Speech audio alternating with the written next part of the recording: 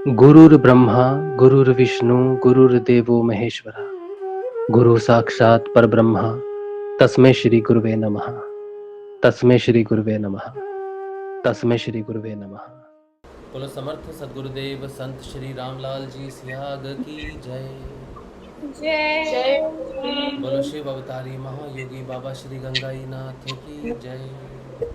जय बोलो दशम अवतार कल की अवतार की जय।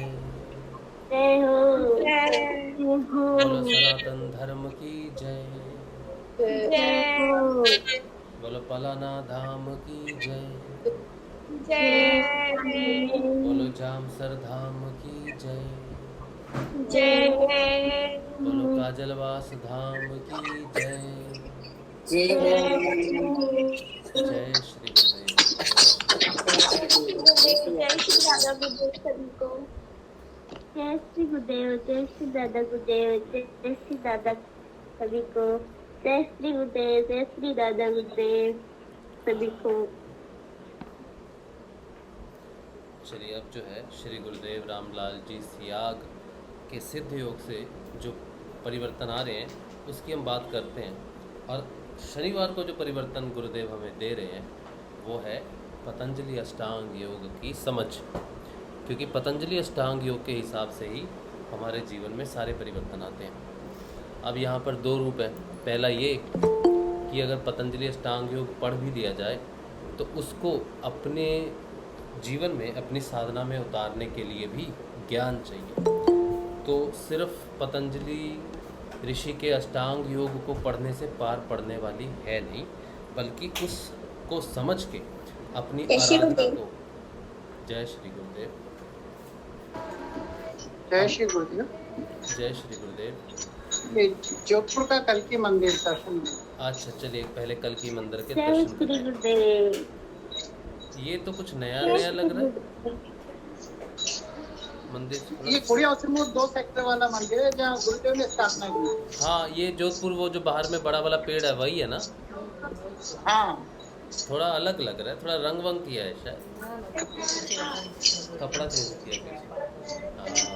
हाँ बहुत बढ़िया। जय श्री गुरुदेव। ये जहाँ पे गुरुदेव दीक्षा दिया करते थे। हाँ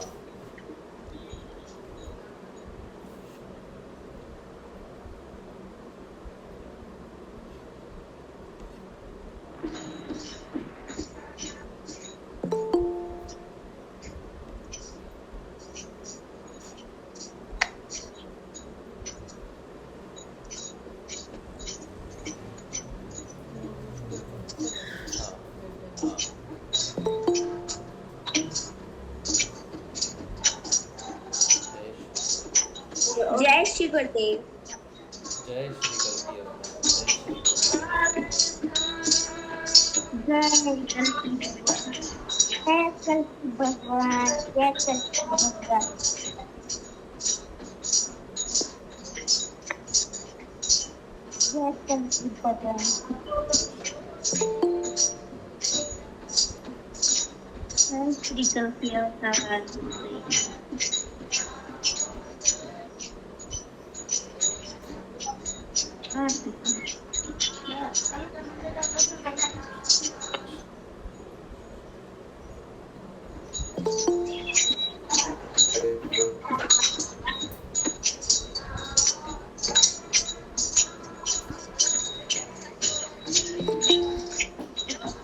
बहुत बढ़िया नरेश, बहुत बढ़िया भाई। जय श्री गुरुदेव। अभी बढ़िया। सूरज आज को कैसे? दर्शन करा ही रहा था, उसने कहा सेशन ऑन है अभी। हाँ मैंने कहा, ठीक है।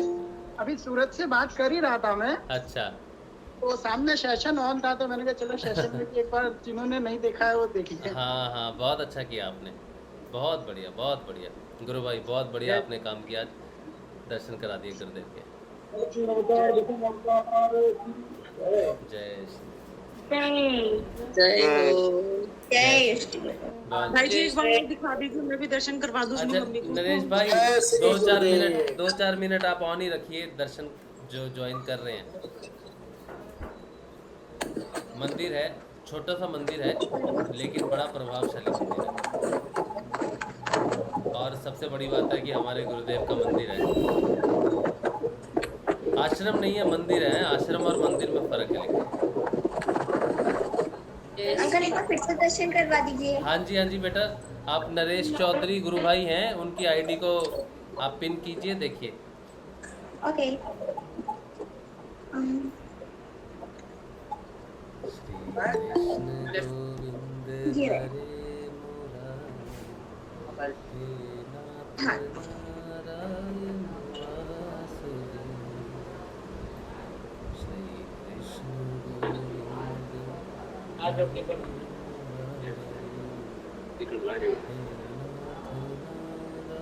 और ये वो सामने पेड़ है जहाँ गुरुदेव उसके नीचे दीक्षा दिया था। हाँ,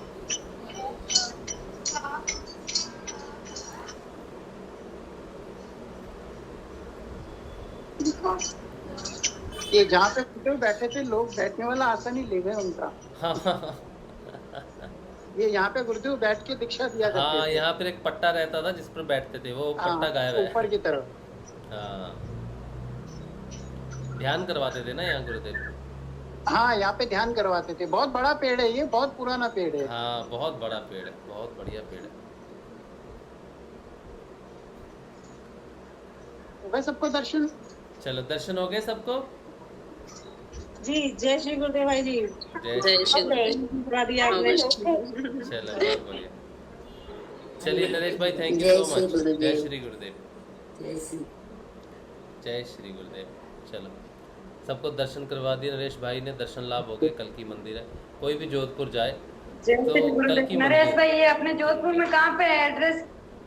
ये कुड़ी मोड़ में 2 सेंटर में आएंगे। अच्छा, कुड़ी हाउसिंग बोर्ड में ना? सेंट्रल अकेडमी स्कूल की जस्ट बैक साइड में ही है। ओके। हम भी जाएंगे।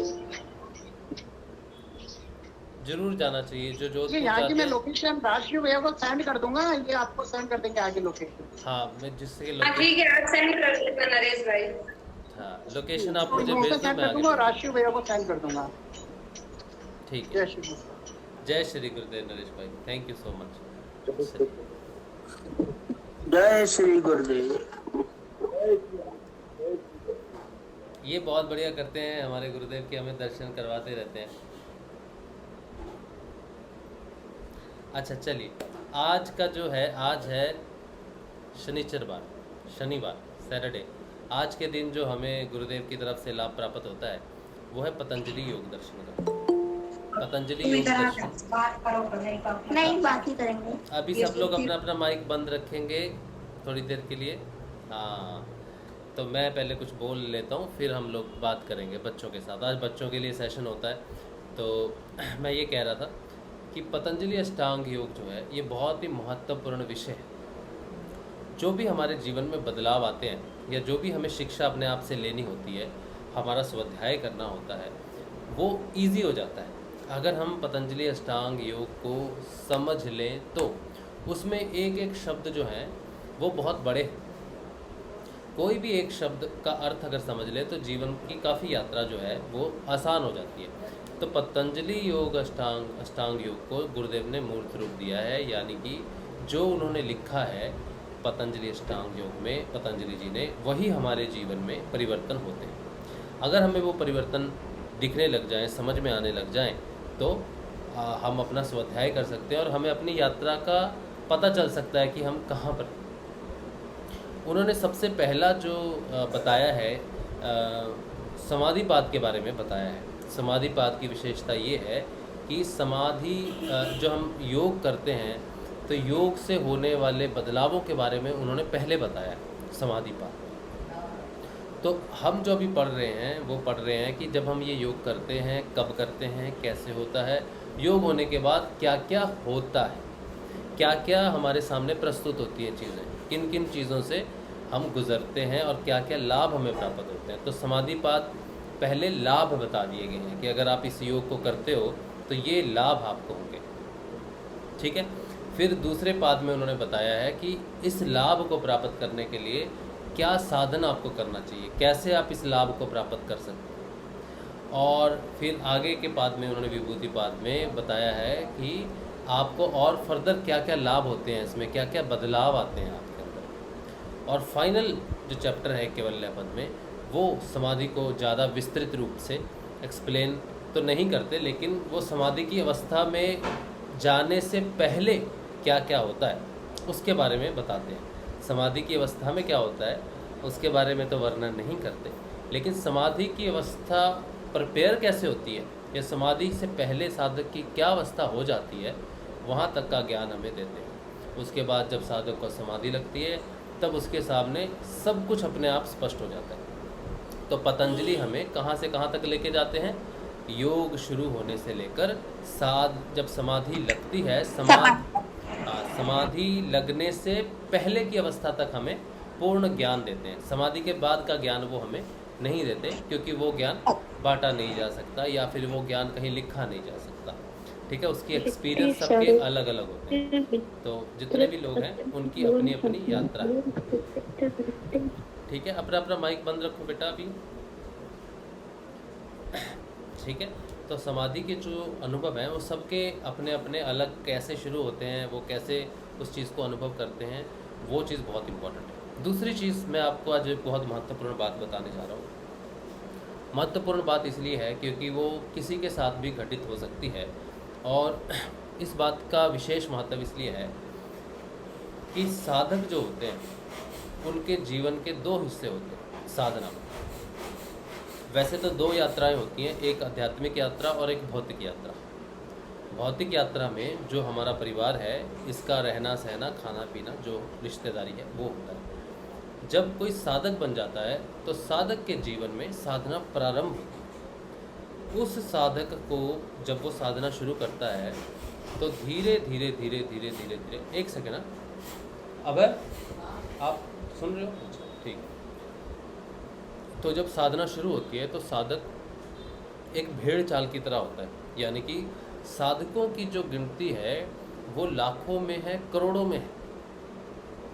साधक की गिनती लाखों करोड़ों में है, यानी कि हमारे करोड़ों साधक हैं। लेकिन हर साधक की एक चाल होती है।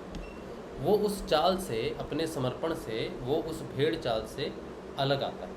तो शुरुआत होती है जहाँ पर करोड़ों साधक हैं, फिर वो एक कदम आगे बढ़ जाए तो वहाँ पर करोड़ों की संख्या कम हो जाती है। सोचो, पहले 50 करोड़ साधक थे। पूरे भारत, पूरे विश्व की बात कर रहा हूँ मैं, सिर्फ आप गुरु सियाग शिष्यों की बात नहीं कर रहे, हम अपनी बात नहीं कर रहे, हम पूरे विश्व की बात कर रहे हैं। 750 करोड़ लोग हैं विश्व में।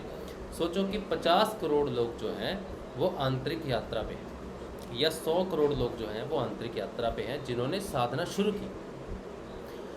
जब आप एक कदम आगे बढ़ जाते हो साधक से, तब आप 100 करोड़ से 50 करोड़ में आ जाते हो। फिर जब आप एक कदम आगे बढ़ते हो तो 50 से 10 करोड़ में आ जाते हो।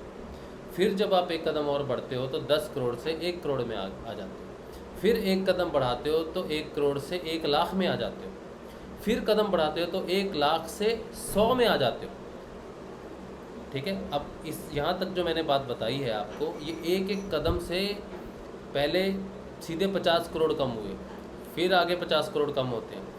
तो बहुत ही जल्दी जितने स्टेप्स आप ले लेते हो उतने कम हो जाते हैं लोग, जल्दी कम होने शुरू हो जाते हैं। ठीक है, तो जब आप पहुंच जाते हो 100 के अंदर, तब असल में युद्ध शुरू होता है। युद्ध तो पहले से ही होता है, लेकिन यहाँ पर जो युद्ध है, ये युद्ध बड़ा ही कठिन है।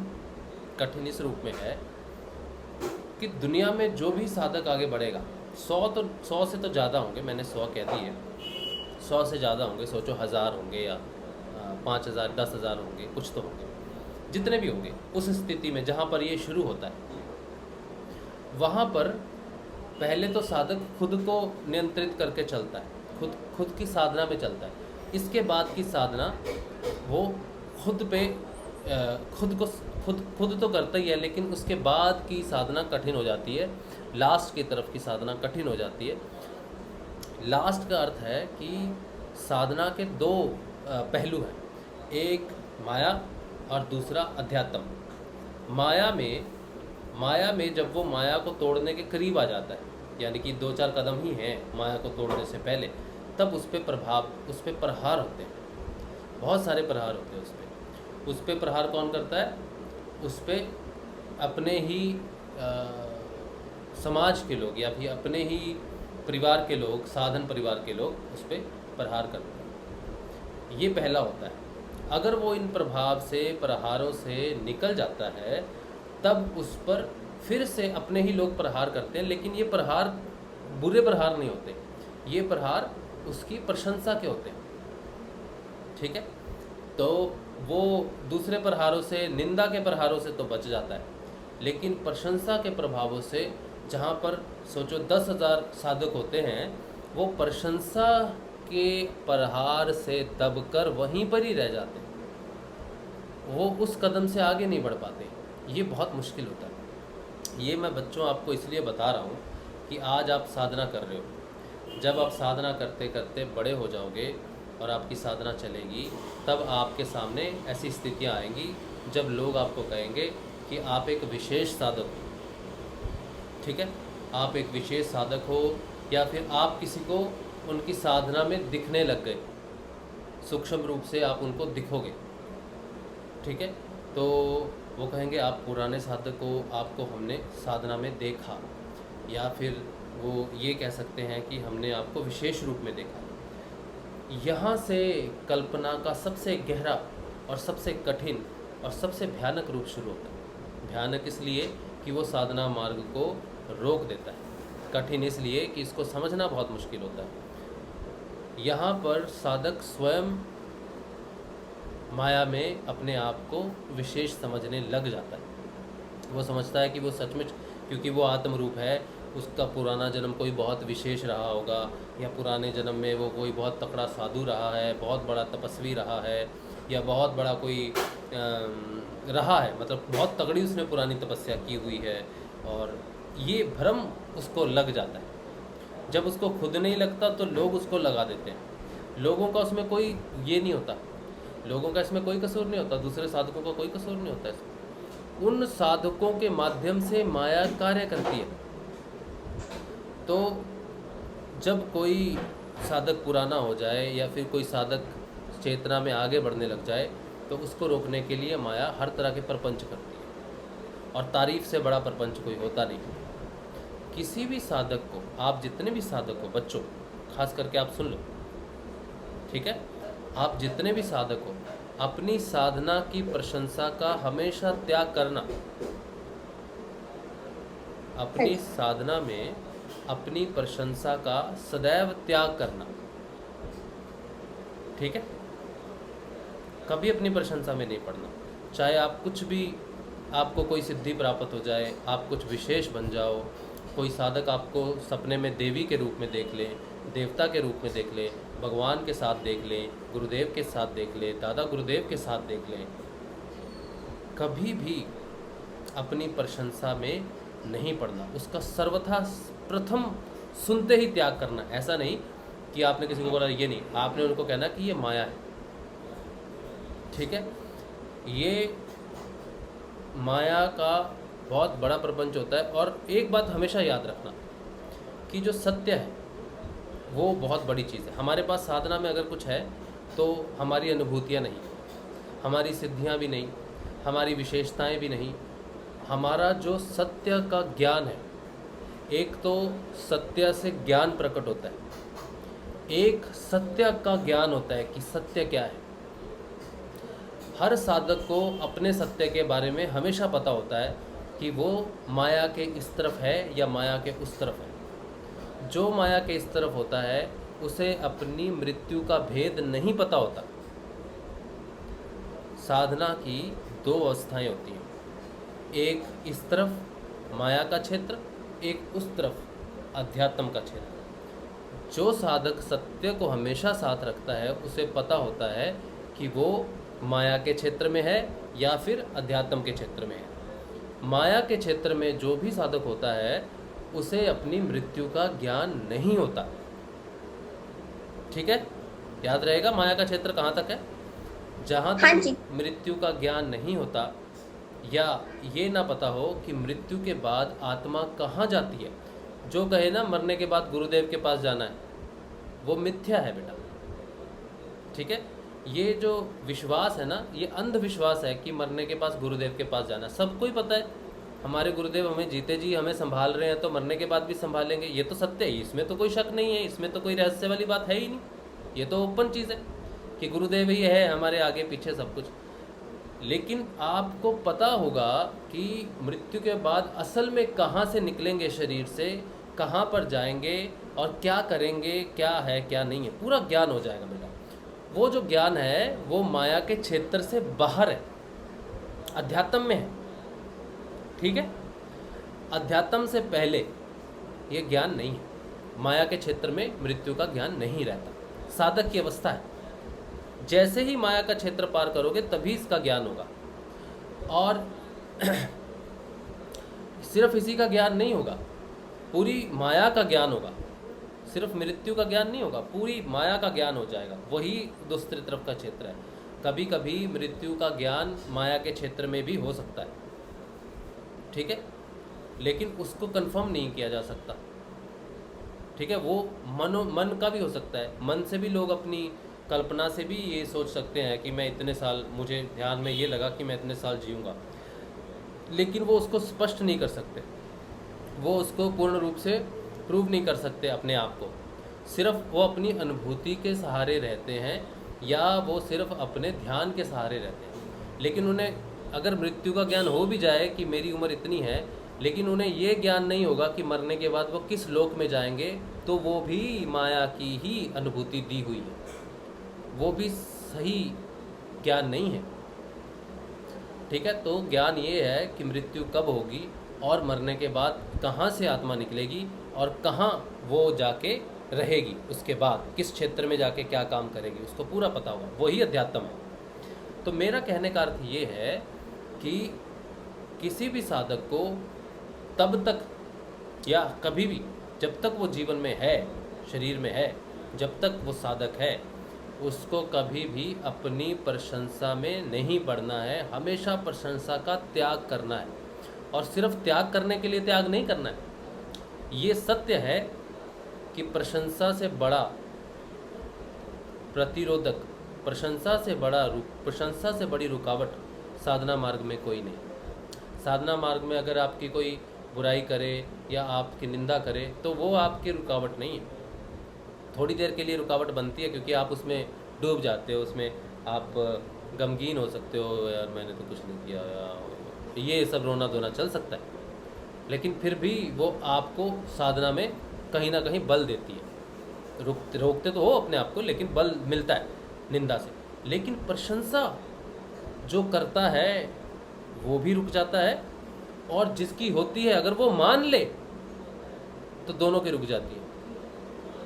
तो अगर आपकी प्रशंसा हो तो पहले त्याग करो अपनी प्रशंसा का, फिर उस साधक को भी कहो कि ये माया का क्षेत्र है, आप भी त्याग करो, ताकि आप दोनों आगे बढ़ो, क्योंकि आप दोनों को यूज़ किया है माया ने। ठीक है, इस बात को हमेशा याद रखना। ये बहुत महत्वपूर्ण बात है जो मैंने आपको बताई है। क्या बात बताई है? मुख्यतः क्या बात बताई है कि पूरी साधना में कभी भी अपनी प्रशंसा को ग्रहण नहीं करना। क्या करना है? प्रशंसा का त्याग करना है। त्याग करना है। अब ये जो बात मैंने आपको बताई है, ये पतंजलि अष्टांग योग ने बड़े ही महत्वपूर्ण ढंग से बताई है, सूत्र में बताई है। उसी सूत्र को आज हम पढ़ेंगे। ठीक है, आपने शब्दों के माध्यम से अर्थ और ज्ञान समझ लिया ना।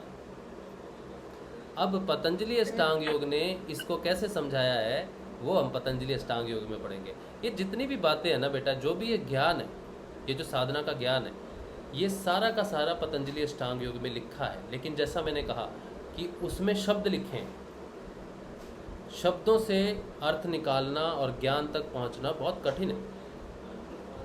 मैंने जो आपको बताया है वो ज्ञान से अर्थ, अर्थ से शब्द, और शब्दों से अब मैं जा रहा हूँ बुक पे।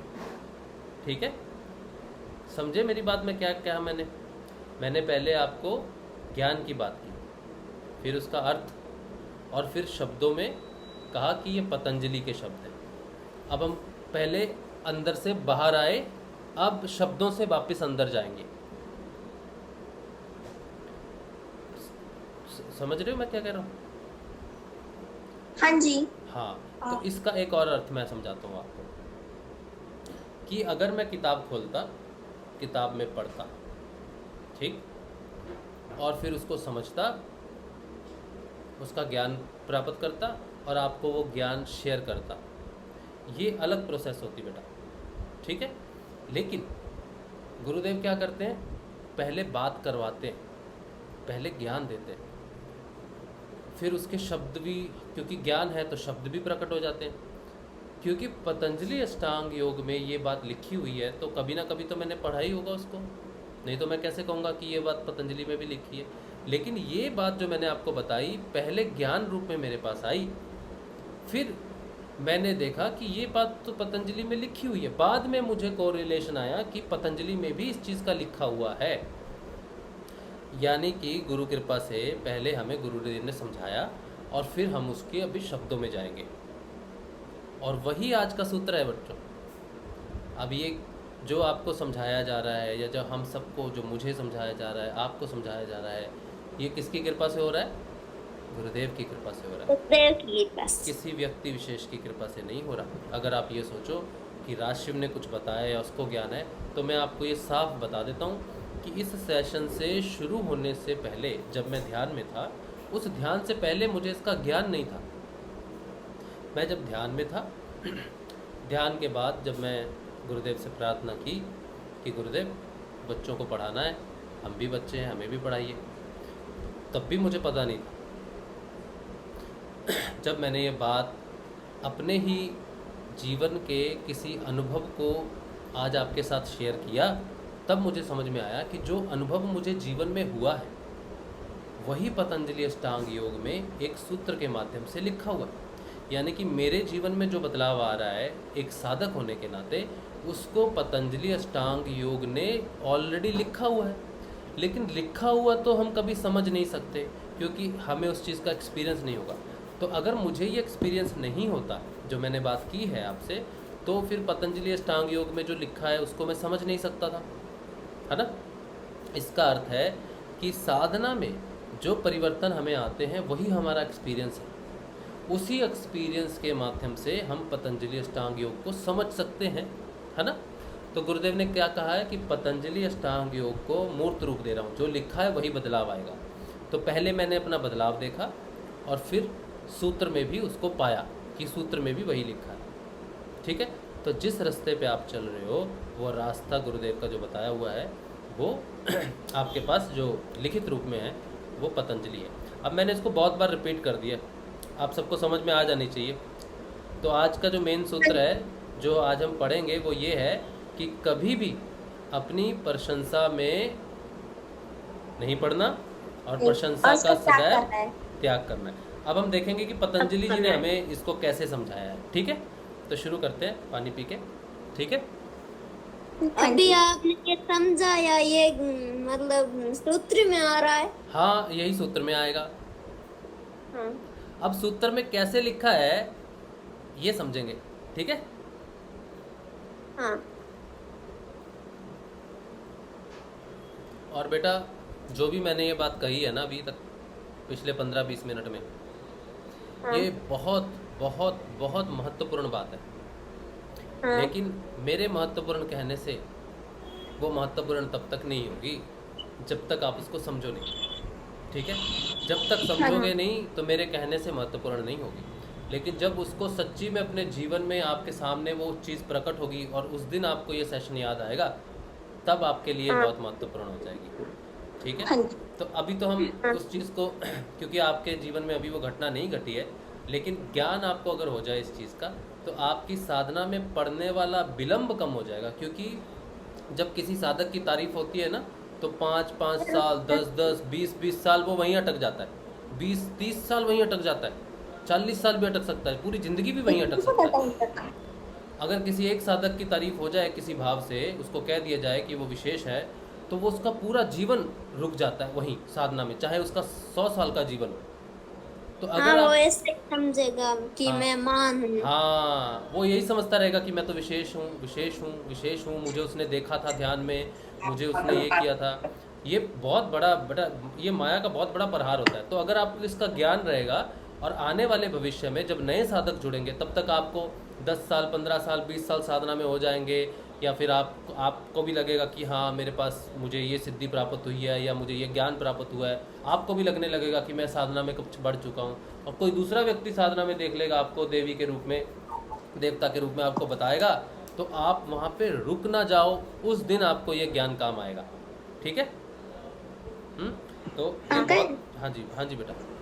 अंकल जैसे हमें कोई मतलब अनुभूति होती है तो उसमें हमें ऐसा लगता है कि मतलब कभी कभी ऐसा दिखता है कि मतलब किसी खुद का ही फेस दिखता है, और ऐसा दिखता है कि जैसे हम खुद भगवान है। हाँ। हमें हमारे मतलब खुद के अंदर कोई स्पेशल चीज है, तो फिर अगर हमें उस पे घमंड हो गया, मतलब हमें खुद दिखा अनुभूति हुई, लेकिन अगर हमने उस पे घमंड किया तो फिर भी हमें मतलब साधना रुक जाती है क्या? हाँ, साधना रुकेगी नहीं अगर हम फंस गए उसमें तो। अच्छा, अगर मतलब हम ये मानने लग गए कि हम सच में। हाँ बेटा, देखो हमारे अंदर भगवान रूप में चेतन तत्व है, भगवान है हमारे अंदर, जिसे हम चेतना कहते हैं, चेतन तत्व कहते हैं, आत्मा कहते हैं, वो भगवान ही है, ये तो हमें पता है। हाँ जी। ठीक है, तो फिर हमें अपने आप को मुकुट पहन के देखना, बंसी बजाते हुए देखना, या अपने आप को देवी के रूप में देखना, ये तो कोई मतलब नहीं बनता। हम तो जानते ही हैं हम भगवान हैं। हाँ। लेकिन हमें रियलाइजेशन तो नहीं है ना, पूरी ब्रह्मांड की रियलाइजेशन तो नहीं है ना। हम तो अपने बारे में भी ठीक से जानते नहीं, और हम अगर उस समय अपने आप को अनुभूति में किसी देवी देवता के रूप में देख लें, या कोई दूसरा व्यक्ति हमें साधना में देख ले, गुरुदेव के साथ या किसी के साथ या कुछ भी, और हम भ्रमित हो जाएं, तो हम तो खुद जानते हैं ना सच्चाई को कि हम क्या हैं अपने बारे में। हम भगवान वो भी है जिसने मुझे देखा, जो कहेगा ना आप विशेष हो, वो भी विशेष है, क्योंकि वो भी तो भगवान का ही अंश है ना, उसमें भी तो आत्मा है। तो मैं विशेष कैसे हो गया और वो विशेष कैसे नहीं हुआ? हाँ जी। हम दोनों ही तो भगवान है ना, बस जानते नहीं। वो मुझे सोच रहा है मैं भगवान हूँ, और मैं खुद को समझ रहा हूँ कि मैं भगवान हूँ। तो मतलब हमें मतलब ये है तो सही हम भगवान, लेकिन हमें मतलब ये सोचना नहीं है कि हम भगवान। हाँ, हमें इस सोच में नहीं पड़ना है, क्योंकि बेटा जब तक हम उस रहस्य को जानते नहीं, प्रकृति के पूरे रहस्य को, ब्रह्मांड के पूरे रहस्य को जानते नहीं, हमें अपना पूरा ज्ञान हो जाएगा, जितने जन्म हमने लिए हैं, हम कौन हैं, हम कहाँ हैं, ये हमें किसी दूसरे व्यक्ति से जानने की इच्छा नहीं होनी चाहिए। अच्छा। कोई दूसरा व्यक्ति हमें नहीं बताएगा कि तुम देवी हो या तुम देवता हो या तुम ये हो, कोई नहीं बताएगा बेटा। हमें इस बात का खुद ज्ञान होगा, और अगर हमें खुद भी ज्ञान हो जाए तो हमें पता होना चाहिए कि ये ज्ञान भ्रम है या सत्य है। वो कैसे पता चलेगा? वो तब पता चलेगा जब हमें पूरी सृष्टि का ज्ञान हो जाएगा, हमें पूर्ण बदलाव आ जाएगा, हमारे व्यवहार में बदलाव आ जाएगा, खान पीन में बदलाव आ जाएगा, रहने सहने में बदलाव आ जाएगा, हमें बदलाव दिखेगा अपने अंदर। ठीक है? और हमें हर चीज़ का ज्ञान होगा, हमारा कंट्रोल होगा बेटा चीज़ों पे। तो मतलब जो भी हम चाहे फिर हम वो कर सकते हैं। हाँ, हम चाहें तो जो कर सकते हैं, लेकिन उस समय हमें इतना ज्ञान हो जाएगा कि हम कभी प्रकृति के नियम को खराब नहीं करेंगे। सोचो कि हमें ताकत आ गई कि हमने लकड़ी का टुकड़ा यहाँ से उठा के यहाँ रखना है, ठीक है, हमें ताकत है, लेकिन हम वैसा कर नहीं सकते, क्योंकि हम ये जानते हैं कि हम में वो चेतना है। लेकिन अगर हम लकड़ी का टुकड़ा यहाँ से उठा के वहाँ रखेंगे अपनी शक्ति के हिसाब से, हो सकता है कि प्रकृति ने उस लकड़ी के माध्यम से कुछ घटना रची हो। हाँ। किसी आदमी को उससे ठोकर लगनी हो, या किसी ने उससे आम तोड़ना हो, या कुछ भी हो सकता है। तो अगर मैं लकड़ी को हटा के वहाँ रख दूंगा तो मैं प्रकृति के नियमों को अवरुद्ध करूँगा, मैं प्रकृति के नियमों को बदलाव करूँगा, तो मैं अपनी शक्ति का प्रदर्शन नहीं कर सकता। अच्छा। ठीक है? तो अगर मुझे ज्ञान भी हो जाए कि मैं सर्वशक्तिमान हूँ, या फिर मैं भगवान का अंश हूँ, या मैं पूर्णता की तरफ चला जाऊँ, पूर्णता की तरफ जाते हैं ना हम, तो पूर्ण की तरफ हमारे पास सारा कुछ आ जाता है, हमें सब ज्ञान हो जाता है। लेकिन उस ज्ञान को हम प्रकृति के नियमों का उल्लंघन करने के लिए यूज नहीं कर सकते। अच्छा, मतलब जब भी पूरा ज्ञान हो जाए लेकिन हमें किसी गलत काम में उसको यूज नहीं करना। हाँ, किसी गलत काम में उसका यूज नहीं कर सकते। हालांकि हम जब वहाँ तक पहुँच जाते हैं तो हमें इसका भी ज्ञान हो जाता है कि कहाँ तक हम किस ज्ञान को या किस शक्ति को यूज कर सकते हैं। ठीक है? कोई बहुत भूखा या प्यासा है तो आप वहाँ पर बैठे हो, तो आप क्या कर सकते हो? आप ये जान सकते हो कि खाना या तालाब कितनी दूर है, अपनी शक्ति से जान सकते हो। अच्छा। अब आप उस तालाब को यहाँ तो लाओगे नहीं, वो तो अच्छी बात नहीं होगी ना। तो आपको ज्ञान से आप ध्यान करोगे तो आपको पता चल जाएगा कि पास में ही अमरूद का पेड़ है, या पास में ही खाना है, या पास में तालाब है, तो वहाँ से अरेंज कर सकते हो आप। आपको इस चीज़ का ज्ञान हो जाएगा। ठीक है? तो अपने ज्ञान को आपने कैसे यूज करना है ताकि प्रकृति में रहते हुए प्रकृति का उल्लंघन ना हो।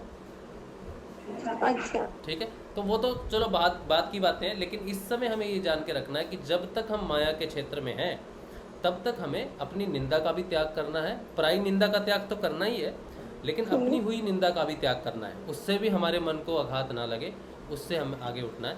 और सबसे बड़ा प्रहार जो है प्रशंसा का, उससे भी बच के जाना है हमेशा, ठीक है। त्याग करना। ये बात है, ये बात जो मैंने आपको बताई है, ये प्रशंसा वाली बात जो है, ये आपको सीधी समाधि तक लेके जाएगी, ठीक है। ये माया का वो क्षेत्र होता है जिसको पार करने के बाद समाधि की शुरुआत, समाधि की प्रिपरेशन शुरू हो जाती है। अगर ये पार कर लो तो मतलब ये एक तरह से कोई, मतलब एक तरह से चैलेंज होता है, उसके अंदर जैसे अलग अलग चीजें डाल देते हैं उसको हार्ड बनाने के लिए। हाँ हाँ, तो समाधि एक प्रक्रिया है ना, समाधि में हमें पता चलता है, समाधियाँ कई प्रकार की होती है, लेकिन समाधि में जाने से पहले समाधि की प्रिपरेशन होती है, ठीक है। हाँ, उस प्रिपरेशन से पहले भी साधना होती है, टेस्ट के साथ। तो यहाँ पर ये टेस्ट क्लियर कर लोगे तो समाधि के लिए प्रिपरेशन शुरू हो जाएगी आपकी, अच्छा, ठीक है। तो साधना जो है इस तरह से, पहले सारे इम्तिहान है लाइफ में, ठीक है। और फाइनल इम्तिहान कब आता है? जब आप प्रशंसा के पात्र बन जाते हो, ये खतरनाक है, ठीक है। तो यहाँ से हमने बचना है, यहाँ से हम बच गए और अपने आप को सिंपल रूप में रख लिया, तो फिर यहाँ से प्रिपरेशन शुरू होगी, बदलाव शुरू होगा, आपके मानसिक बदलाव शुरू होंगे, भौतिक बदलाव शुरू होंगे, सूक्ष्म बदलाव शुरू होंगे, क्योंकि अगर ये पार किया तो ही बदलाव होंगे शरीर में, क्योंकि शरीर में बदलाव होने ज़रूरी है समाधि लगने के लिए। तो जो बदलाव हम में होंगे शरीर में, सूक्ष्म शरीर में, वो सारे समाधि के लिए प्रिपरेशन है, बदलाव शरीर में बदलाव, ठीक है। लेकिन शरीर में बदलाव तब तक नहीं होंगे जब तक हम सारी परीक्षाएं पार ना कर लें, अच्छा, ठीक है। अब हाँ, परीक्षा हर समय चलती है। हर समय बेटा, ये हर समय, एक सेकंड गया तो दूसरे समय परीक्षा आती है, लेकिन परीक्षा को पहचानने के लिए हमें क्या चाहिए? ज्ञान। और ज्ञान कहाँ से प्रकट होता है? स्वाध्याय से, अपना अध्ययन करने से, अपनी तरफ देखने से। दूसरों की तरफ देखने से हमें ज्ञान नहीं प्रकट होता, और ये बस गुरुदेव की मदद से होता है। हाँ, और ये होता है नाम जाप और ध्यान से। जब हम अपने मन को रोज सुबह और शाम एक ही चीज़ में लगाते हैं, जैसे सुबह शाम हम ध्यान करते हैं, तो एक ही चीज़ पे रोज हम ध्यान लगाते हैं ना, तो मन चाहे पूरा दिन कहीं भी घूमता रहे, लेकिन ठीक 6:30 बजे उसने कहाँ आना है? वहीं आना है, यहाँ पर। तो वो पूरा घूम रहा है, कभी कान से कुछ सुन लिया, कभी आँख से कुछ देख लिया, कभी नाक से सूंघ लिया, कभी कुछ पहन कर लिया, तो वो पूरा घूमता रहता है इधर उधर, बदमाश। लेकिन 6:30 बजे उसको ठीक पता है, भैया 6:30 बजे मुझे ठीक यहाँ पर पहुँचना ही है, किसी भी कंडीशन में, चाहे मैं ऑफिस में हूँ, चाहे मैं इधर हूँ, चाहे मैं उधर हूँ, मेरी 6:30 बजे यहाँ पे प्रेजेंस लगनी है। ये बंदा मानेगा नहीं, ये बच्चा मानेगा नहीं, ये शाम को बैठेगा और मुझे यहाँ लेके आना ही है इसने, बस, ठीक है। तो शुरू में तो वो आएगा नहीं, बहुत पड़ंगे डालेगा, लेकिन फिर उसे पता चलेगा ये सुबह भी 6:30 बैठेगी, ये शाम को भी 6:30 बैठेगी, ये मानेगी नहीं। तो वो कहीं भी हो, चाहे अच्छा गाना सुन रहा हो, अच्छा दृश्य देख रहा हो, हैं, अच्छा खाना खा रहा हो, कुछ मस्त कहीं हो, ठीक 6:30 बजते घबरा जाएगा, अरे भैया सब छोड़ो, जाना है। कहाँ जाना है भैया तुमको? अरे मुझे आज्ञा चक्कर में जाना है। तो अभ्यास वो चीज़ है जो मन को बार बार एक ही जगह पर लेके आती है, लेकिन कहाँ लेके आती है वो किस पे डिपेंड करता है? हमारे ध्यान पे। ध्यान पे कितना ध्यान लगा। तो यहाँ पर हम किसका ध्यान करते हैं? गुरुदेव का। तो मन को हर रोज शाम को 6:30 बजे कहाँ हाजिरी देनी है? गुरुदेव के चरणों में देनी है। तो इसे कहते हैं अभ्यास। और इस अभ्यास को जब हम डेली करते रहते हैं सुबह शाम, तो मन क्या कहता है ना, यार देखो मैं घूमने जाता हूँ तो मुझे यहाँ ले आते हो, तो मुझे परमानेंट ही वहाँ बिठा लो, इससे अच्छा तो यही है, रोज मुझे पकड़ के लाते हो। तो जब हम बार करते रहेंगे 1 वर्ष 2 वर्ष 3 वर्ष या जितना भी समय हमें लगता है, तो उसके बाद मन कहेगा भैया जब तुम रोज ही लाते हो तो मैं वहीं पे बैठ रहता हूँ हमेशा, ना आने की झंझट ना जाने का झंझट, तो वो हमेशा के लिए वहीं पे रह जाएगा। जब वो हमेशा के लिए यहाँ पर स्थित हो जाएगा तो उसको कहते हैं कि मन का वैराग हो गया। क्या कहते हैं उसको?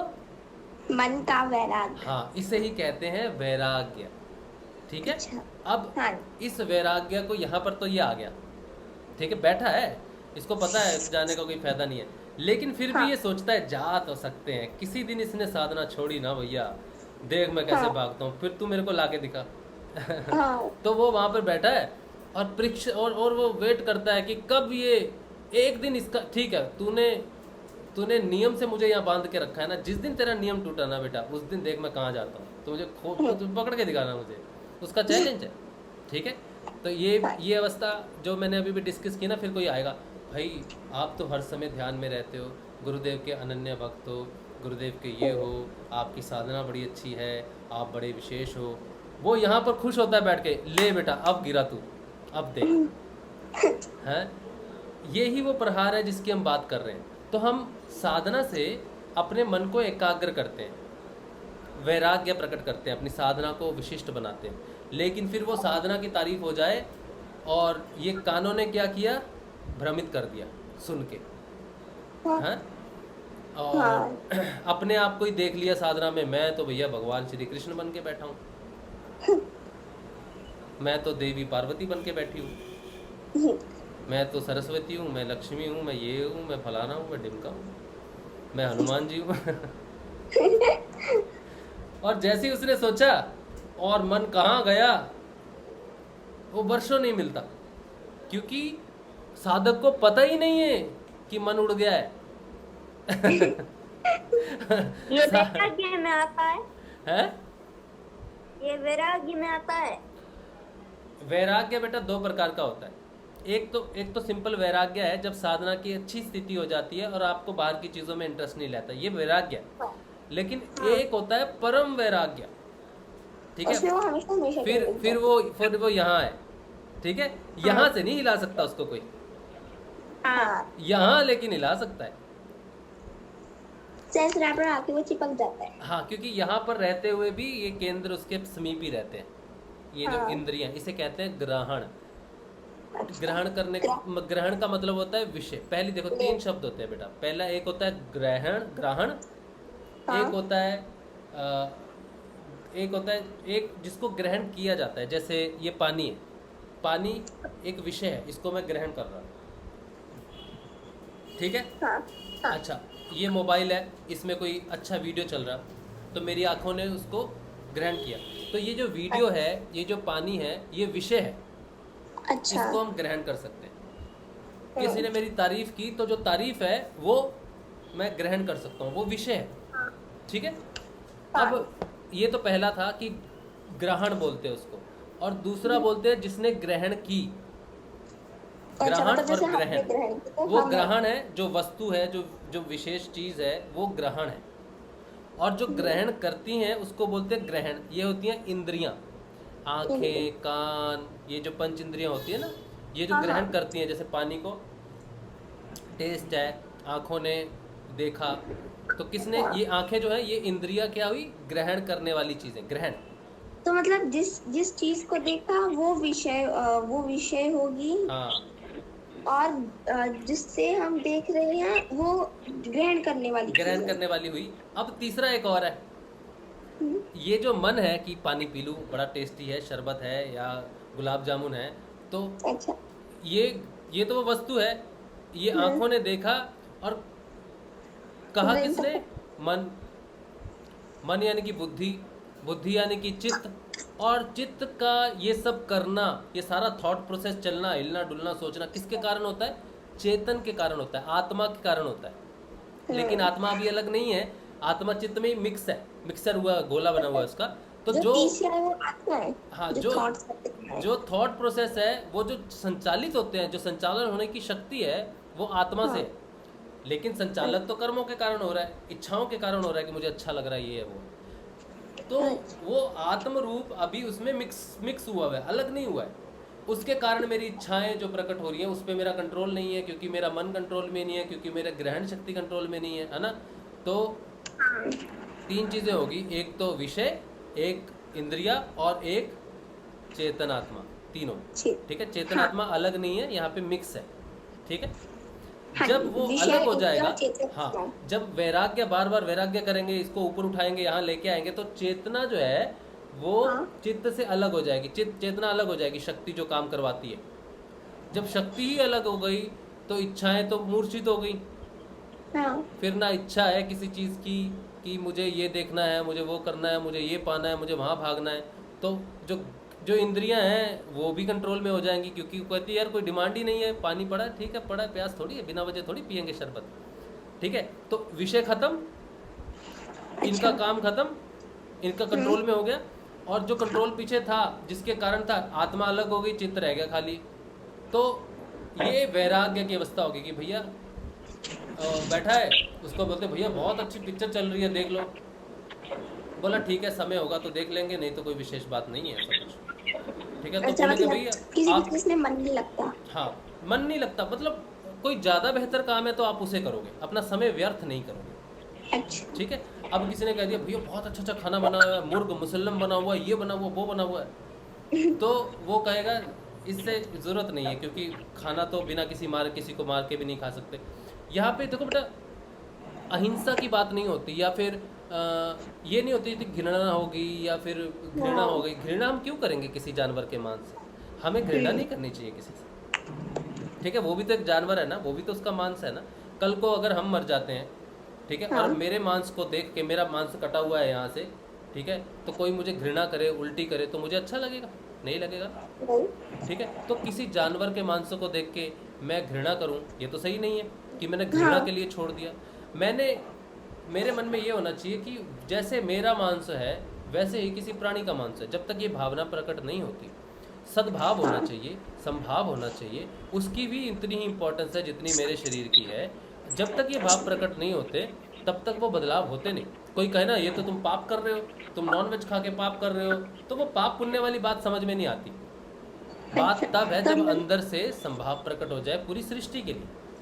जब महावैराग्य तक पहुंच जाते हैं, जब हमें ये फीलिंग्स आने लग जाती है कि मतलब किसी को देख के कुछ गलत नहीं सोचना चाहिए किसी को, और मतलब फालतू के उसमें टाइम वेस्ट नहीं करना चाहिए। हाँ, ये एक ही बार में नहीं होता, पहले वैराग्य आता, टेम्परेरी सिचुएशन आती है पहले, परमानेंट बाद में होती है। जब यहाँ पर उसको पहले तो यहाँ पर आ जाएगा तो टेम्परेरी हो जाएगा। गलत चीज़ों को हम प्रोत्साहन नहीं देंगे, मतलब ये नहीं मैं कह रहा कि आपका इंटरेस्ट खत्म हो जाएगा जीवन में, मैं कह रहा हूँ कि बेकार चीज़ों को, टेम्परेरी चीज़ों को हम इम्पोर्टेंस नहीं देंगे, जहाँ पर हम अपना समय व्यर्थ करते हैं वो नहीं करेंगे, ठीक है।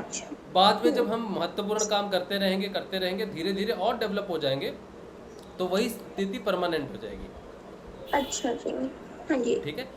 लोग समझते हैं कि वैराग्य होने से क्या होगा कि दुनिया में हम कोई सेलिब्रेशन नहीं कर सकते, हम कोई फेस्टिवल नहीं मना। अरे नाचो कूदो गाओ, भजन करो, गाने गाओ, अपना करियर बनाओ, सब कुछ कर सकते हो आप। सिर्फ गलत काम नहीं करोगे आप, झूठ नहीं बोलोगे, किसी की निंदा नहीं करोगे, किसी को हानि नहीं पहुंचाओगे, वातावरण को नुकसान नहीं पहुंचाओगे, व्यर्थ में अपना समय व्यर्थ चीज़ों में व्यर्थ नहीं करोगे, मूल की बात करोगे, दुनिया की बात आगे बढ़ाने की बात करोगे, देश की बात करोगे, देश को आगे बढ़ाओगे, अपने आप को आगे बढ़ाओगे, अपने आप को स्वस्थ रखोगे, लोगों को स्वस्थ रखोगे, पर्यावरण अच्छा रखोगे, आप एक बहुत अच्छे इंसान बन के जियोगे। आपके जीवन का मूल्य होगा अपने लिए भी, समाज के लिए भी, देश के लिए भी और दुनिया के लिए भी। ये महत्वपूर्ण जीवन की शुरुआत है, ना कि ये उदासीनता की शुरुआत है। इससे उदासीनता प्रकट नहीं होती।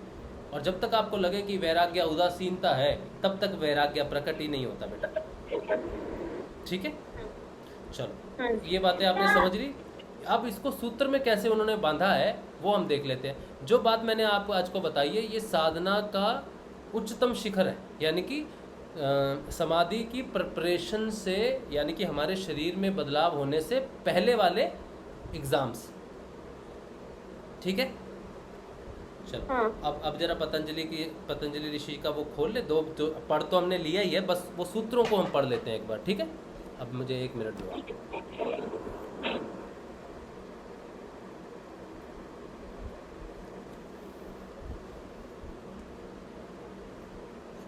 इजी है ना पतंजलि, मुश्किल तो नहीं लग रहा? नहीं, हाँ, बहुत इजी है। हाँ।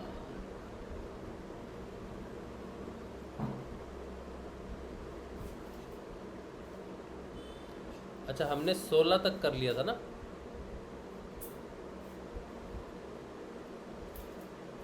16, हाँ। आज हम 17वां करेंगे।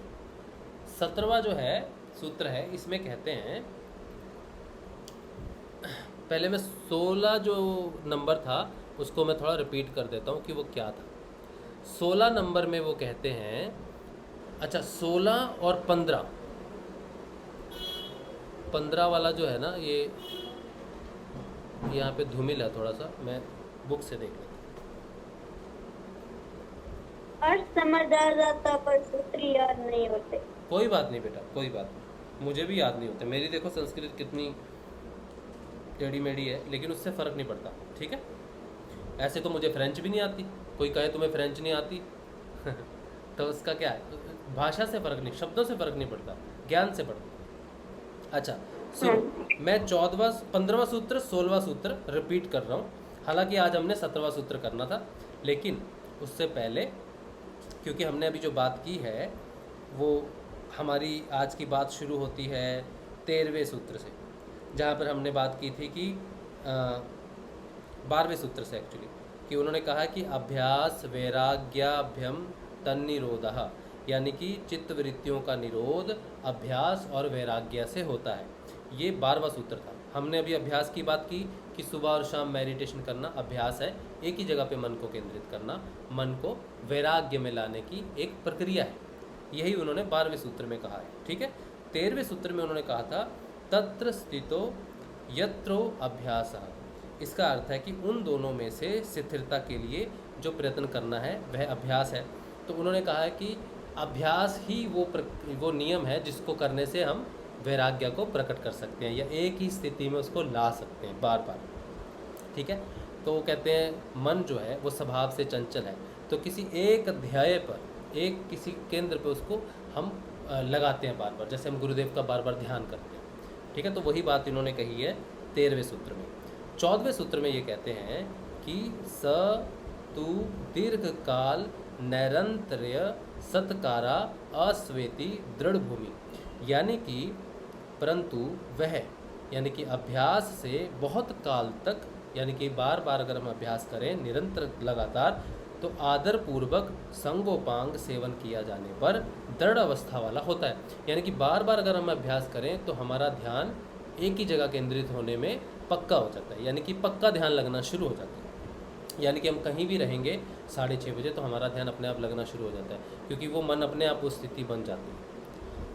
उसके बाद ये कहते हैं कि अपने साधन के अभ्यास को दृढ़ बनाने के लिए साधकों को चाहिए कि साधना से कभी भी परेशान ना हो। यह दृढ़ विश्वास रखें कि किया हुआ अभ्यास कभी भी व्यर्थ नहीं हो सकता। तो हमेशा अपने साधना में विश्वास रखना चाहिए, ठीक है। ये है इनका 14वां सूत्र। 15वें सूत्र में ये कहते हैं दृष्टा अनुश्रविक विषय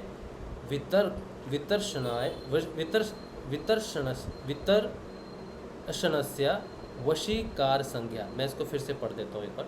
दृष्टा अनुश्रविक विषय वितृष्णास्य। तो इन्होंने एक ही शब्द को, इन्होंने 5-6 शब्द एक ही चीज़ में लिखी है। एक दृष्टा, एक अनुश्रविक, एक विषय, एक विषयवी, एक तृष्णा और एक वशीकार संज्ञा। तो बहुत सारी चीज़ों को उन्होंने एक ही शब्द में लिखा है। कहते हैं दृष्टा देखे सुने हुए विषयों में सर्वथा तृष्णा रहित चित्त की जो वशीकार नामक अवस्था है वह वैराग्य है। अब आपको याद है कि शुरू में मैंने क्या कहा था कि कोई आपकी प्रशंसा करे, कोई आपकी निंदा करे, तो यानी कि आपने कानों से सुना, तो यानी कि श्रविक अनुश्रविक कहा है ना, इन्होंने शब्द यूज़ किया है।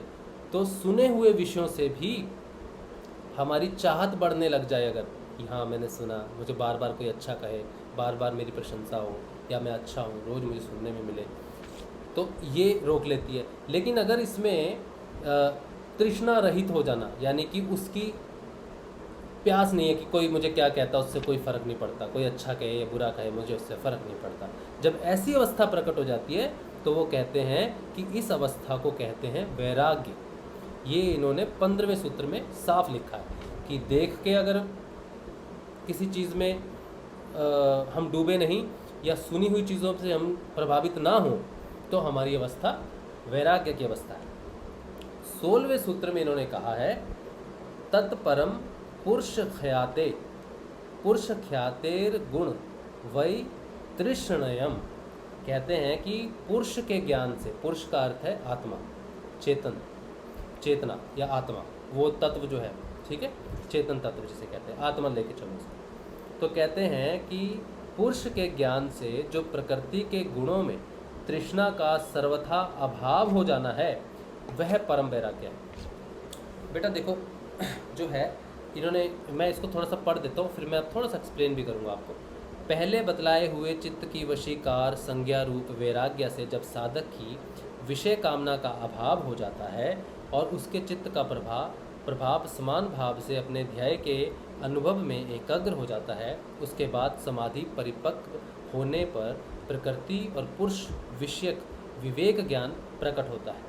उसके होने से जब साधक की तीनों गुणों में और उनके कार्य में किसी प्रकार का किंचित मात्र भी तृष्णा नहीं रहती, जब वह सर्वथा आत्म काम यानी कि सिर्फ आत्मा के लिए ही कार्य करता है अपने जीवन में, सिर्फ आत्मा को ही मेन मान के, मैं शरीर हूँ या मेरी ज़रूरतें हैं इस बात को सोच के नहीं, बल्कि मैं एक आत्म हूँ और आत्म सोच के वो अपने सारे काम करता है, ऐसी सर्वथा हमेशा किसी भी राग रहित, राग मतलब इच्छा रहित होती है। इसे परम वैराग्य कहते हैं। जब हम अपने आप को आत्म स्वरूप मान के कोई कार्य करना शुरू करते हैं तो वो परम वैराग्य की स्थिति होती है। ठीक है, इस पे एक बात और है कि इस प्रकार चित्त वृत्ति निरोध के उपायों का वर्णन करके अब चित्त वृत्ति निरोध रूप निर्बीज योग का स्वरूप बतलाने के लिए पहले उसके पूर्व की अवस्था का संप्रज्ञात योग के नाम से अवंतर भेदों के सहित वर्णन करते हैं। अच्छा, मैंने जो आपको अभी बताया ना, मैं इसको फिर से पढ़ता हूँ, एक बार और पढ़ूंगा। ठीक है,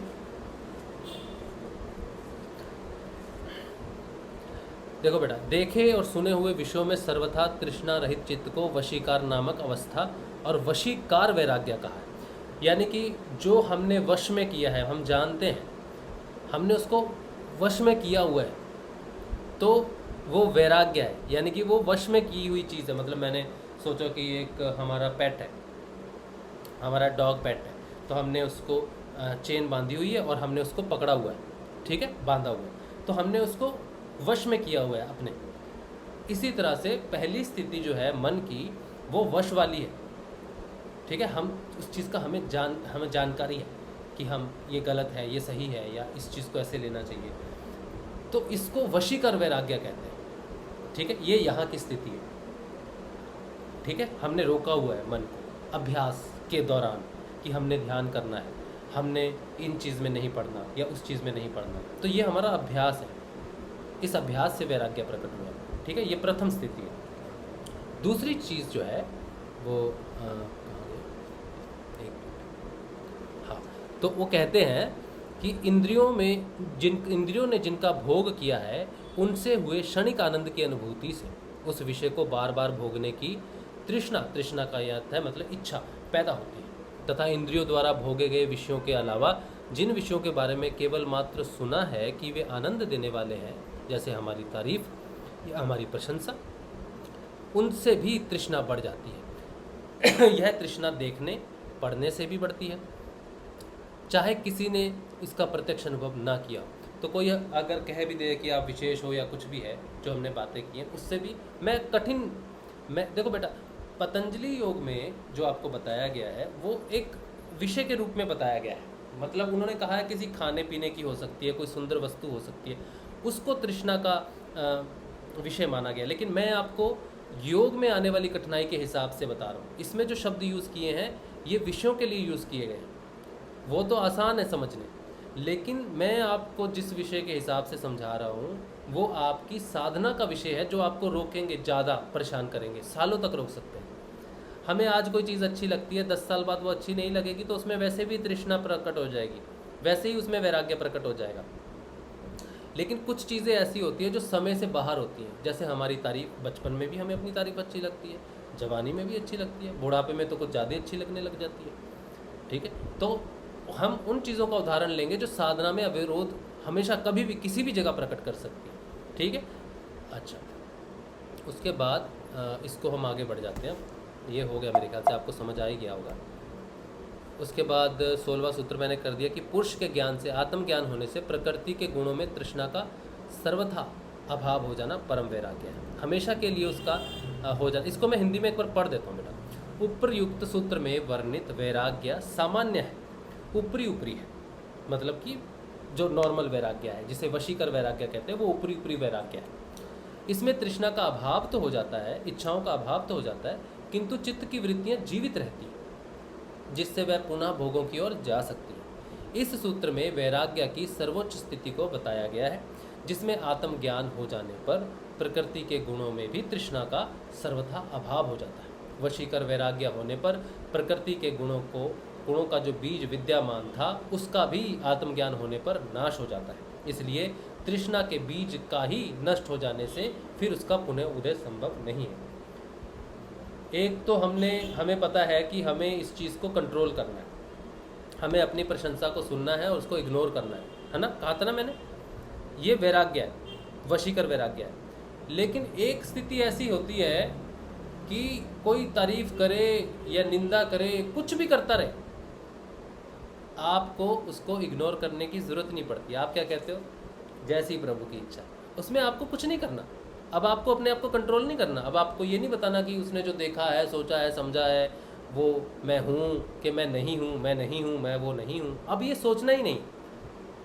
वो परम स्थिति में आपको पता है कि सब एक ही चीज़ है, सब परम उसका ही अंश है, और ये सारी चीज़ें जो है माया के केंद्र से चलित होती हैं। शब्द, दृष्टि, प्रभाव, ये सारे माया के क्षेत्र हैं। वो परम अवस्था प्रकट हो जाती है आपको, फिर आपको किसी चीज़ की कोशिश नहीं करनी पड़ती। कोई भी शब्द आप पे किसी भी प्रकार का कोई प्रभाव डालने में असमर्थ हो जाते हैं, उसे ही परम वैराग्य कहते हैं। ये बात अभी आपको अगर समझ में नहीं भी आए तो कोई बात नहीं, ठीक है, बस आप सुन के रखो, समझ के रखो, ठीक है। अच्छा परम वैराग्य जो है वो ऊपर की स्थिति है काफ़ी तो इसलिए आप उसकी चिंता नहीं करना। अच्छा, अब जो है 17वां अध्याय है जो आज हम करने जा रहे हैं, वो है वितर्क, विचार, आनंद, अस्मिता,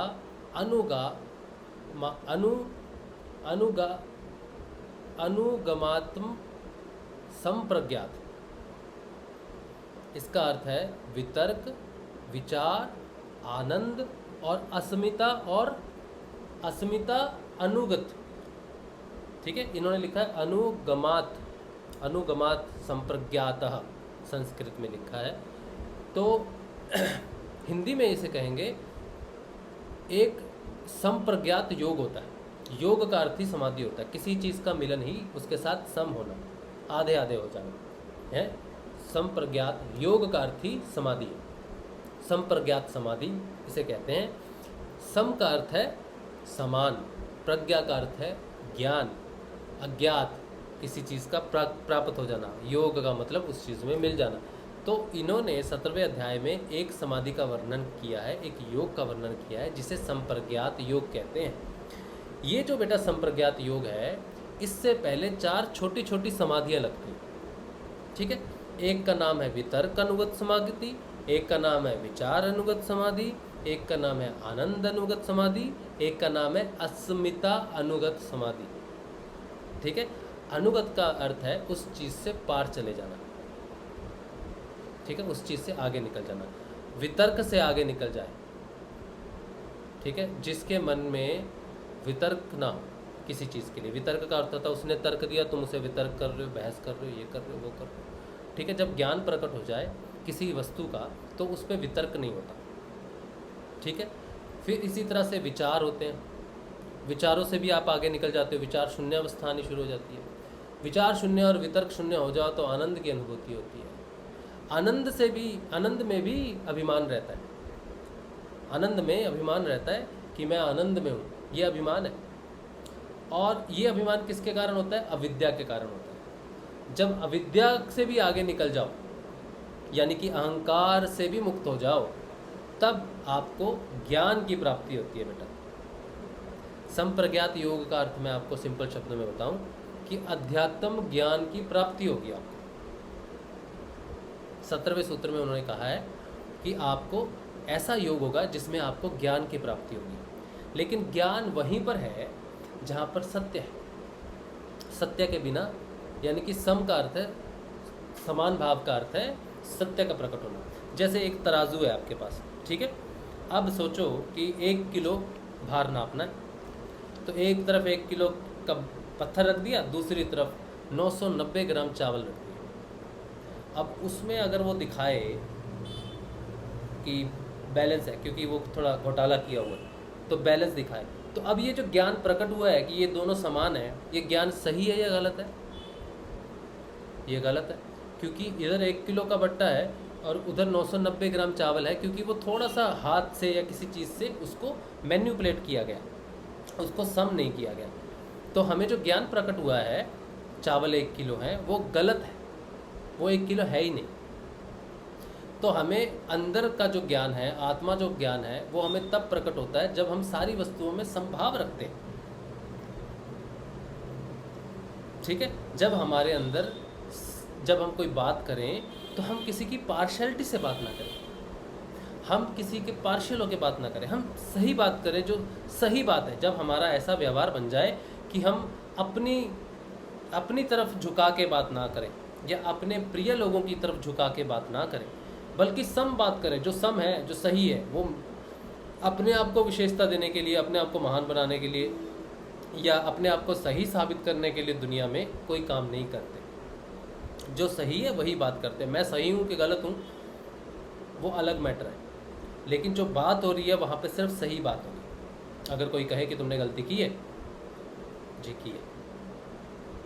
सत्य को एक्सेप्ट करना बहुत मुश्किल होता है बेटा। ये आजकल नॉर्मल लाइफ में अगर आप सत्य को एक्सेप्ट करने जाओगे तो फंस जाओगे। तो आप ये बाहर से नहीं कर सकते, इसको बाहर से धारण नहीं कर सकते, ये अंदर से प्रकट होता है। ये प्रकट होता है रेगुलर नाम जाप और ध्यान से। हमारी एक ऐसी अवस्था प्रकट हो जाती है कि हम, हमारे अंदर ही वो चीज़ प्रकट हो जाती है कि हम किसी से भेदभाव ना करें। जब ऐसी स्थिति प्रकट हो जाती है तब हमें 4 छोटी छोटी अवस्थाओं का भेद मालूम होता है, वितर्क का भेद मालूम होता है। क्योंकि जब सच प्रकट हो जाए तो किसी तरह का तर्क और वितर्क करने की इच्छा खत्म हो जाती है, ना ही किसी तरफ का विकल्प की इच्छा रहती है कि जो सत्य जब हमें मालूम ही हो गया कि यही सत्य है तो उसका विकल्प भी नहीं होता। फिर उसी चीज़ में हमें आनंद भी महसूस होना शुरू होता है कि हमें सत्य का ज्ञान हो गया, और हम इस अभिमान से मुक्त हो जाएं कि सत्य का ज्ञान सिर्फ मुझे ही नहीं हुआ भैया, जो सारे लोग हैं जो यहाँ तक पहुँचे उनको सबको हुआ है, तो मैं कोई विशेष नहीं। तो ये अविद्या भी हट जाती है। जब ये चारों चीज़ें प्रकट हो जाती हैं, सिर्फ सत्य से प्रकट होती हैं बेटा, ठीक है, जोर जबरदस्ती नहीं प्रकट होती।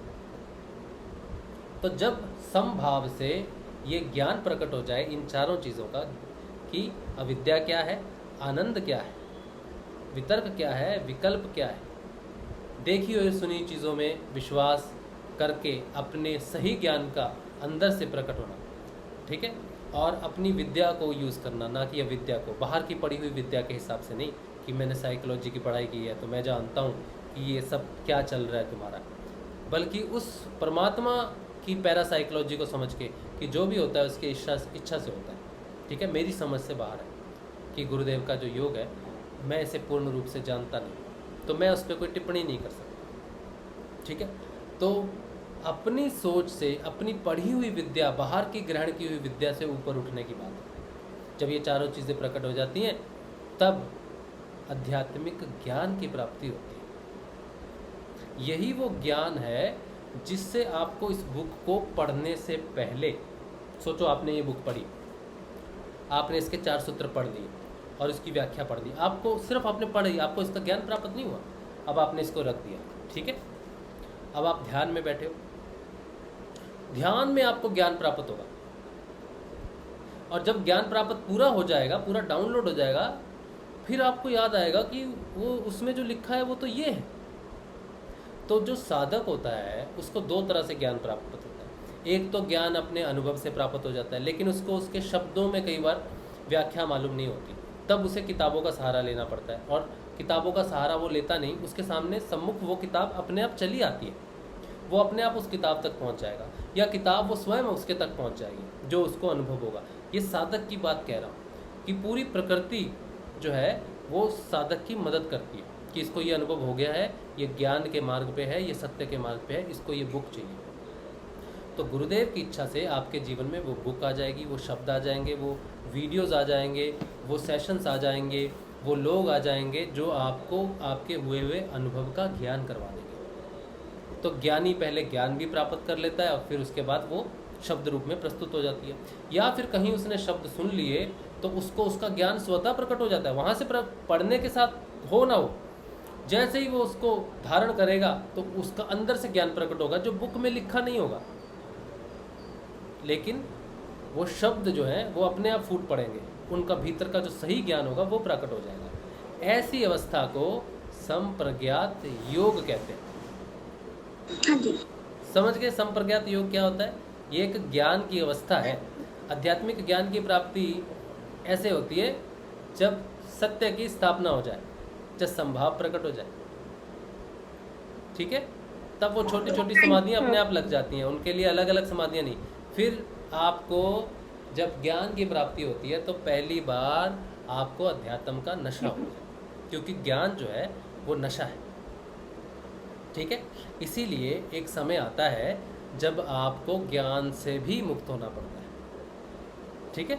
लेकिन एक जगह तक वो जाता है ज्ञान, एक पॉइंट है जहाँ पर ज्ञान का भी त्याग करना पड़ता है, लेकिन पूरा मार्ग जो है वो ज्ञान से ही तय होता है। क्योंकि ज्ञान को जब साधक धारण करता है तो वो धारण कर रहा है, ठीक है, ले रहा है, लेकिन ये तो अनलिमिटेड है, ज्ञान ही ज्ञान है, पूरा ज्ञान ही ज्ञान है। वो कितना धारण कर ले, उसका जीवन चलता रहेगा, वो धारण करता रहेगा। प्रकृति के रहस्य खत्म नहीं हो सकते। सारे प्रकृति के रहस्य जो है वो बार बार समाधि में जाएगा, बार बार धारण करेगा, होता रहे, खत्म नहीं होगा, क्योंकि अनंत प्रकृति है। कितना दिन समाधि में बैठ रहेगा? 10 साल, 20 साल, 50 साल, वो तो जानता ही रहेगा रहस्य को। तो एक समय आता है जब वो इस चीज़ का त्याग कर देता है कि मुझे कुछ जानने की इच्छा है, तब वो उस चीज़ में सम हो जाता है। फाइनल वो उस चीज़ में वो ज्ञान ही बन जाता है, वो ज्ञान में ही चला जाता है, वो समिष्ट चेतना में पूर्ण रूप से चला जाता है।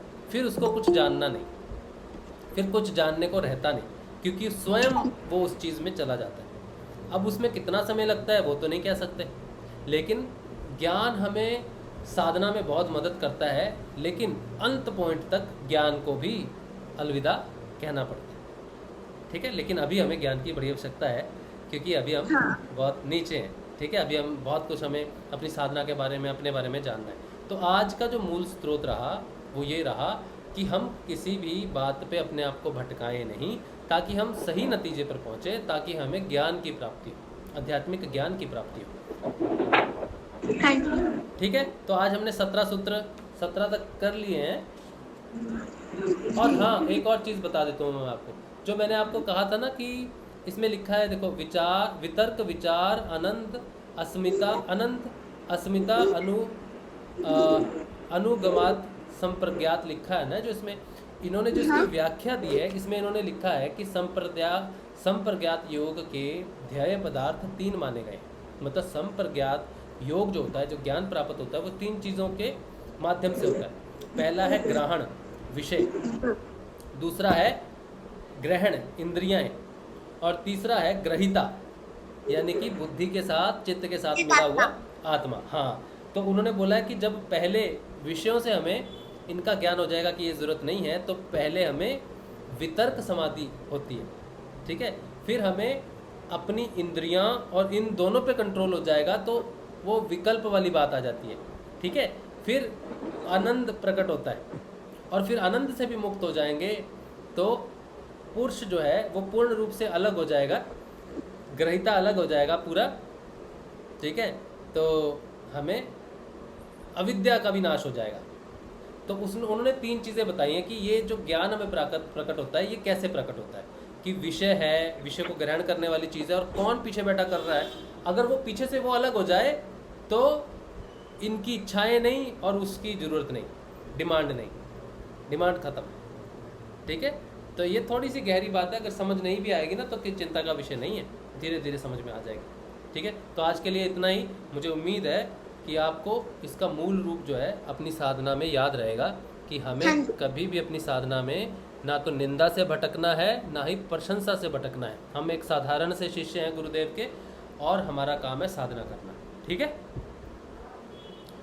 चलो, अच्छा ये बात है। अब ये है कि आज का सेशन तो हम छोटा रखते हैं, फिर भी हमारे पास कुछ प्रश्न रहते हैं यूट्यूब पे, तो प्रश्न हम सिर्फ पढ़ेंगे, लेकिन प्रश्न आज लेंगे नहीं, ठीक है।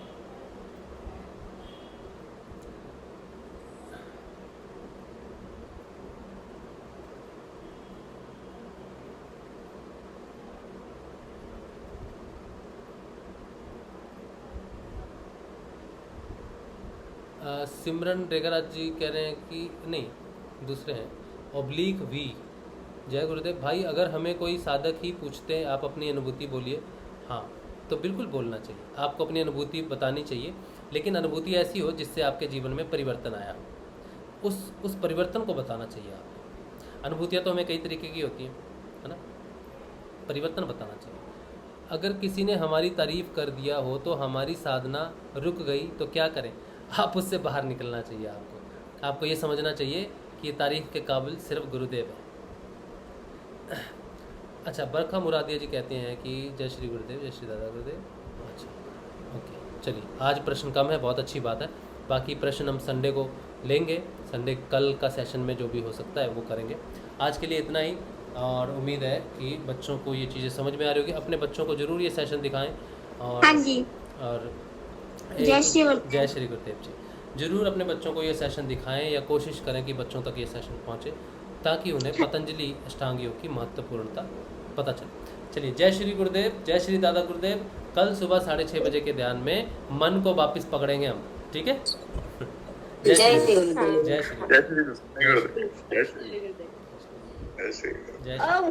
श्री गुरुदेव जी, जय श्री गुरुदेव जी, जय श्री गुरुदेव, जय श्री जय श्री दादा गुरुदेव सर को। जय श्री